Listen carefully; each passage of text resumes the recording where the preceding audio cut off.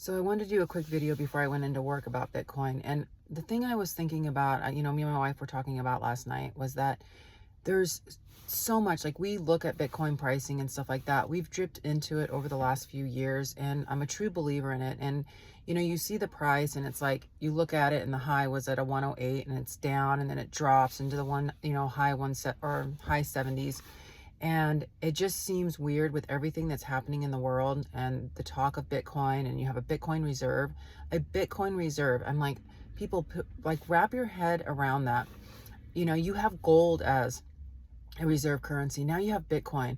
So it's not going anywhere. There's too many big institutions that are buying, too many countries are invested in it. And I think the biggest thing with the pricing, granted, there's a lot of variables, people that are smart that look at this stuff and economic, super intelligent people. But from a fundamental principle, from what I've seen the last couple of years and what I've learned to believe is that they've suppressed gold for years. They suppress and manipulate the stock market constantly. And by they, I mean the wealthy. And Bitcoin was something that went out to the average consumer, the average retailer, the average human being. If you found out about it, you could invest in it when it was 1 cent.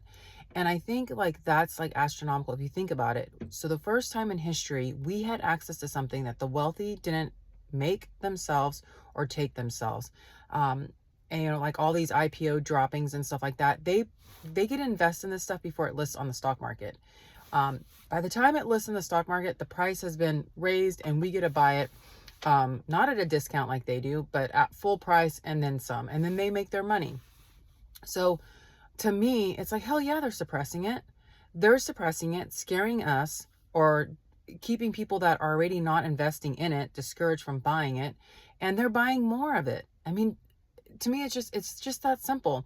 They're discounting it for themselves and they're scaring the hell out of us. There's a limited supply of Bitcoin. So it just makes sense that they would use this as an opportunity to buy as much as they can before the price goes up. The price will go up. It is a reserve currency now. It is like gold, digital gold. I just really strongly encourage the average person to look into it. And whether you're a Democrat or Republican, if a president makes something a reserve currency, it's probably worth looking into.